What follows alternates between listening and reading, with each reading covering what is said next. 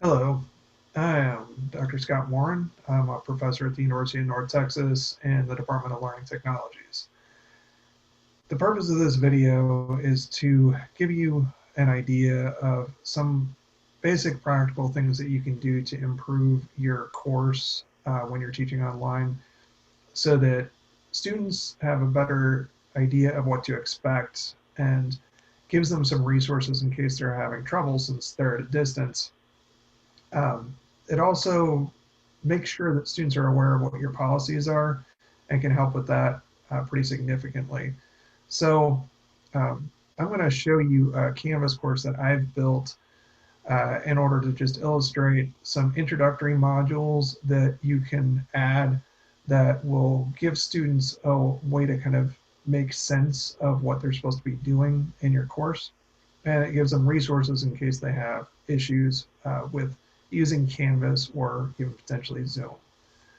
So I'm going to share this Canvas course. This is based on some of the best practices that we have for online learning in our field, based on research that's been done over the last 25 years plus. And my experience is I was a K-12 teacher in Texas, taught social studies and English. I was a coach for a while. I was an instructional technology specialist at a high school for a couple of years. I started my own small school here in Texas and did that for 3 years. And a lot of what I've done has been centered around technology. And while I know technology isn't necessarily particularly important in many instances, it's how you're delivering instruction right now. So knowing how to lay things out can help students and it can help you. And so I'm just going to show you in this first video, which probably make a couple of videos to just introduce different concepts so that they're not too long. But I created two sections that will help students become oriented to what they're supposed to do in your course. And the first one is the Start Here module. And this really covers and provides resources related to uh, the technology support, how to use Canvas, what the expectations are, what they need to have in order to be so successful at technology. And the second one is the introduction section or module. And this gives an introduction to your course in particular, how they're going to be graded, any particular policies that students need to follow in terms of behavior, cheating, as well as a link to Zoom meetings that can be permanently added, and then what they're supposed to do next. So I'm just going to go through this fairly quickly to give you an overview of how this is laid out, and it might be a good layout for you. It's up to you to decide. So in the Start Here module, we're going to click on the basics for students new to Canvas. Now, I know that your students may have already watched a video, they may have already done some work with Canvas. What this does is it provides students with just a straight link to the video, as well as a link to the student orientation and a whole series of Canvas student tour videos so they can go back and rewatch if they need to. And these videos show them how to do just the basics of using Canvas properly. Things like checking grades, how to take a quiz, how to keep track of your assignments, those are all highlighted in these videos. Separately, it's usually good to also keep a link to how to check grades because students, just by their nature as humans, may forget this. And it's one of the most important things for them to do is to track their grades so they can make sure that they are staying up on the work they're supposed to do. And then finally, there's the Canvas Student Guide. And the Canvas Student Guide is what we call a knowledge base. It's basically kind of like a encyclopedia that has a whole bunch of different concepts, tools, things that you need to know. And it helps you get answers to your questions when you're trying to use Canvas and maybe you can't find what you need. So it's got a search bar similar to what you have in Google, and it allows you to search for particular concepts that you need to understand or you can't figure out where it is. And it also just has a big table of contents that you can go through and look for things. Um, but you can also just search for very particular information that you want. So if I want to know if I can use YouTube videos in my class, I can just click or type in YouTube and it's going to give me a link. How do I link YouTube video and discussion? Maybe that's what I'm looking for, so I'm going to click on it. And in the discussion, people will often give you screenshots that show you where you're supposed to click with step-by-step directions for how to do different things in Canvas.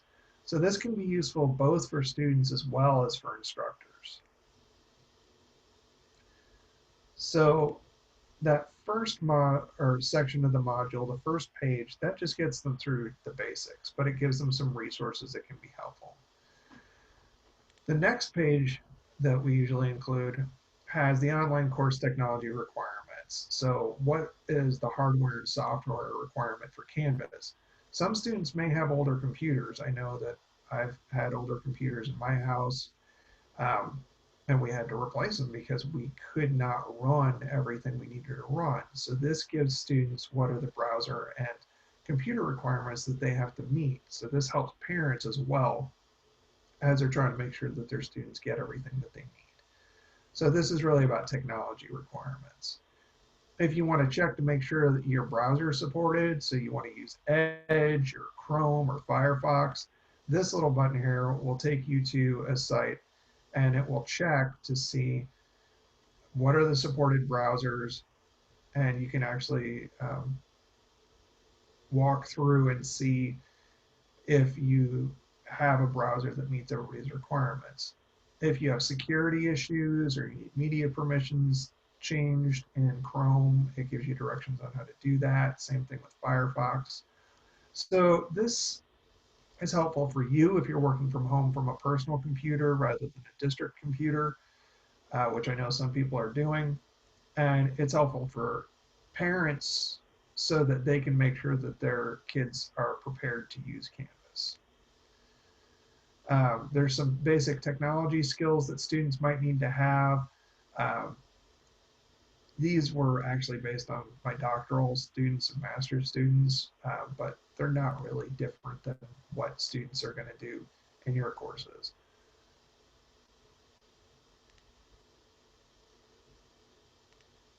Uh, One thing that all students probably need to have access to is Acrobat Reader. There's a link here to that. So if you're giving students PDFs, they're going to need to have Acrobat Reader so that it can either show in their web browser or they can download and print things off, especially if you're asking students to sign things.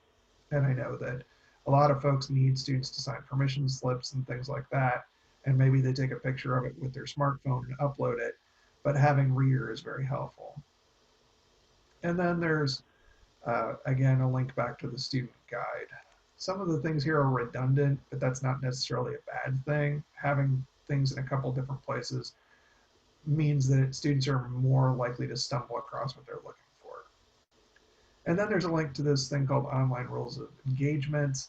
And so this is actually something that we use at UNT, but you can replace this with your own personal online communication tips for your district, or if you have your own personal ones, you can put in what kinds of tips that you want, what are the requirements, the norms for behaving in online.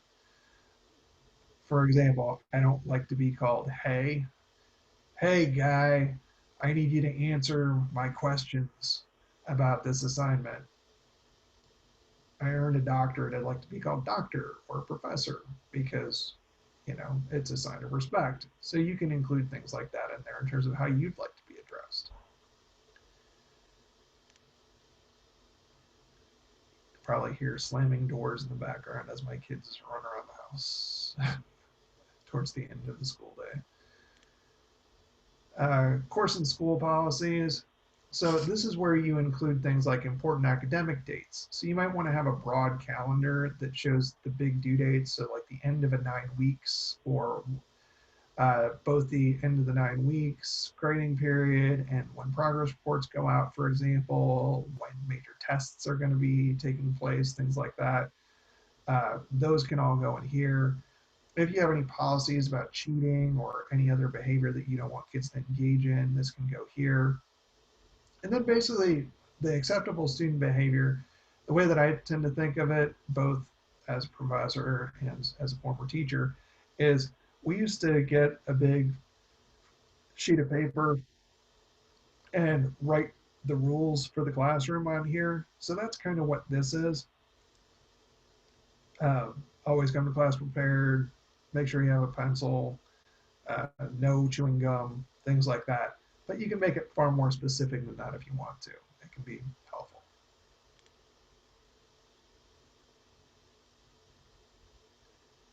Um, Next up is web accessibility and privacy.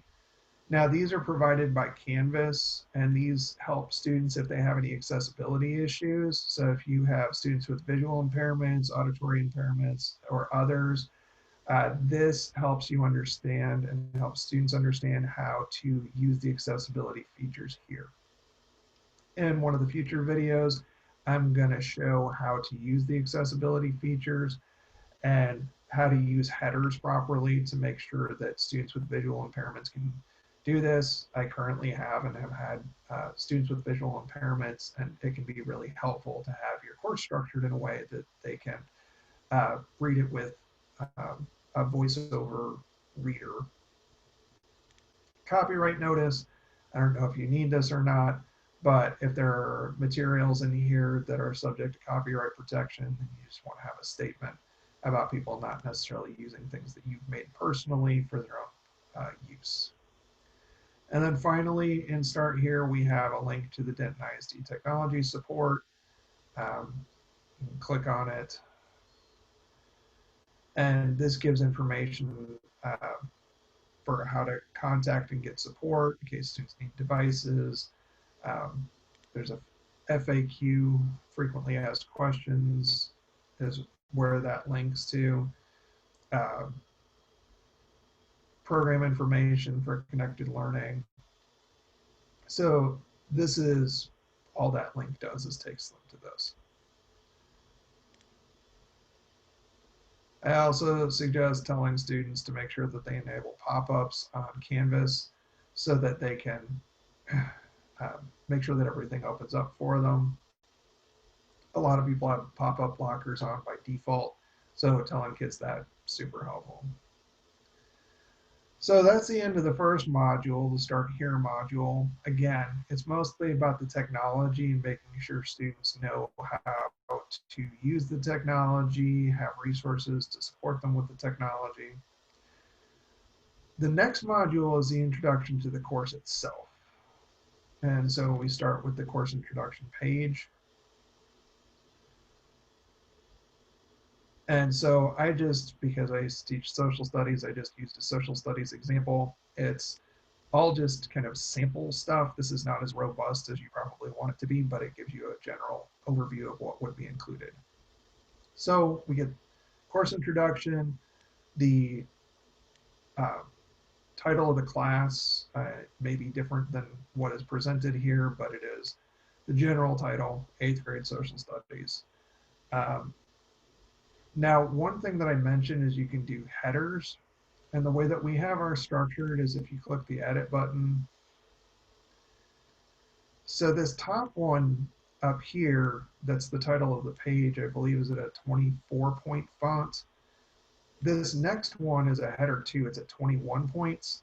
This tells somebody with a visual impairment that this is a top level thing, and then this one falls underneath it. So cognitively, it helps them structure that so they can understand, hey, this is where I'm at on the page, because otherwise they may not be able to see that.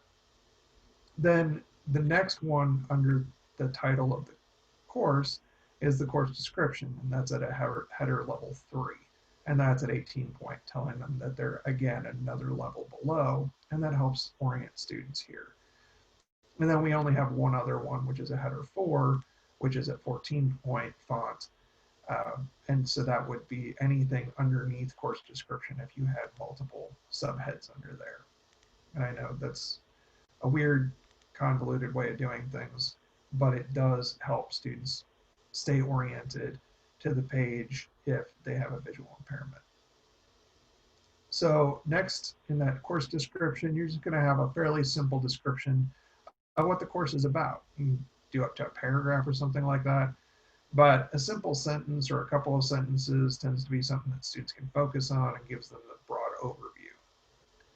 The next section is the course structure, and this just tells them how your course is broken up. So in this instance, I just used the model from what my kids are doing. They've got Zoom each week on Monday and Thursday, and so if this course took place from 9:05 to 9:48, this is when they'd have those Zoom meetings. And then it just tells them that on the other days that there's going to be class modules that they're going to complete other work. This just lets students know ahead of time, kind of advanced organization of what to expect. That's all most of this is setting expectations. Course outcomes, once they get done, they should be able to do a bunch of stuff. So upon successful completion of this course, learners will be able to describe reasons that English settlers founded the American colonies. It's a fairly broad learning goal, but it is something that students should be able to do, and they should be able to do it on, say, the STAR test. Next, apply basic concepts of historical analysis to define problems with the U.S. Constitution at the time of the Civil War. Now, that may be a little too complex in the way that I wrote it, but you can simplify and write this in a way that's going to make sense for your kids. Show knowledge of the responsibilities of 3 branches of government and separation of powers. Now, one thing that I would do, and just to point out, so I have a period here, I have a period here, and then I have periods here. I recommend keeping consistency with your punctuation. It just makes it visually easier for people to follow, and it just jars people when you don't do it right. I didn't do it right there, so I mainly just wanted to point that out. It's just the best practice. And then if there's a required text, whether they have a digital text that they're supposed to access through Canvas, or they've received a physical text that they're supposed to have, knowing what the name of the book is, this can help the students and the parents, but especially the parents. I know that sometimes books disappear in my house, and it helps to know what I'm looking for, especially if my child can't remember the name of the book. So that's helpful. Communication, this gives instructor name, how to contact them. I recommend getting a Google Voice number if that's acceptable by district policy, so students can text through that or call without it being your personal phone number. I do this with college students, and it works pretty well because you can forward it from the Google Voice number to your personal number without them getting things back from your personal number, but it still all works pretty well.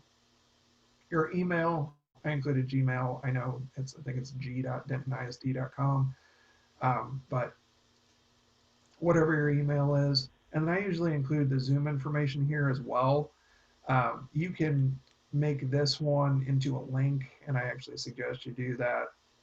It's pretty simple. Just click edit.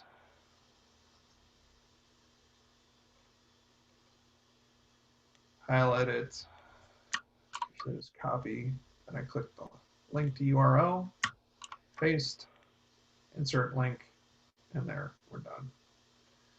And then we have to remember to save. And then finally, we have communication expectations. Now, one of the things that we have found happens a lot with online education, since I've primarily taught online courses for at least 15 years,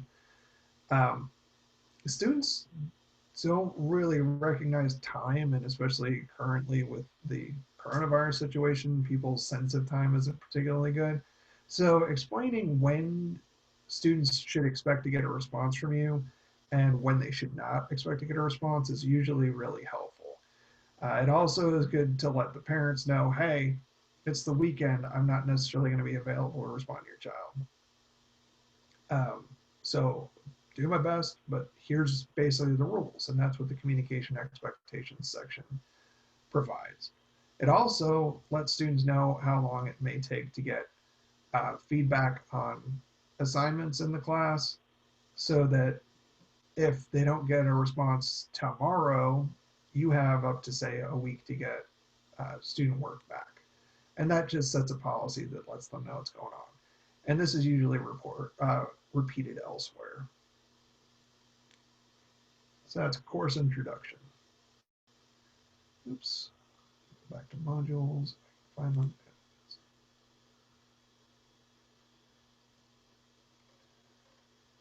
And I am in fact sitting at home, teaching from home, online, and doing all my research and everything else here, just like I'm sure many of you wish you were. Um, but I am a parent. I have uh, two kids in middle, or three kids in middle school. Um, and I always forget. I keep thinking one of them's in high school. So then you want to have course grading. You want to have a breakdown of the course activities and assessments, the total number of points, how it's all broken out can be helpful. Not everybody does this straight out because you don't necessarily know how many points you're going to wind up with because you haven't generated all of your activities. But if you get a good sense of it over the course of, say, 9 weeks, you could do this by 9 weeks or a semester or something like that. And then telling students what the grades mean is helpful. If you have any grade related policies, including things like late work, you can include this here. Now, these are really college, uh, master's and doctoral student level stuff. You can set yours to your own, but you may not want to take off points at all. If they get it in, they get it in. When I was a teacher in certain schools, I was just super excited when I got stuff at all. So it might be better to not have late work policies. Um, but it's really up to you and it's up to your school and your school's policy. Turnaround time, again, I mentioned this is in a couple of places. How long is it going to take me to turn it back to you? If there are grade disputes, so if a student thinks that there's a problem with the grade, it tends to be helpful to let them know how to approach that in case they have an issue, because students get disoriented. They don't really know what's going on. They don't know how to approach this if they have a problem. So if you tell them how to approach it in a way that is going to be positive, that's helpful. And then finally, if you have any extra credit, I didn't include extra credit in my class, but that doesn't mean that you won't, and you might list the extra credit in this space. And my mouse is doing some weirdness. Next up is course policies and technology requirements. So again, we have a redundancy where we got late work in a couple of places. Um, this is in part because at the university, we seem to need to repeat things like late work and cheating policies more than once. And we often have to include the technology requirements more than once because students uh, sometimes don't read everything, but if we put it in front of them twice, they're more likely to see it, remember it. This section, you could potentially, that whole page, you might get rid of if you want to.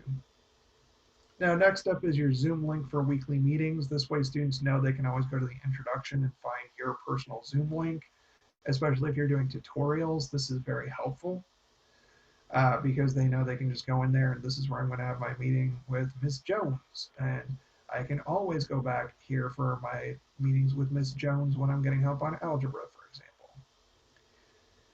And then next steps, this just tells them to move into the next module and start doing the work and to look at the syllabus if you have a syllabus. In K-12, we didn't really have much of a syllabus. This is more of a requirement for college. But it may be that you want to have an overview sort of syllabus for students so they can kind of see where you're going over the course of the year. It's really up to you. Not a requirement, but you can put in whatever you want in the next steps in terms of what you want students to do next. So that really just gives you an overview of two modules that you might find valuable for inclusion. And it's pretty common practice in online education to include these to orient students and provide them with resources. So if they have any problems at any time, they can come back to these things, rewatch videos, get access to knowledge base, frequently asked question types of places so they can get help with something like Canvas. And overall, I hope that this is helpful. On the next one, I'm going to walk through how to set up weekly modules in a way that's logical for students so that they can get access to materials that help with learning, um, activities organized by practice, and any additional resources they might need to support learning and practice. So that'll be the next video. I hope this was useful, and talk to you next time.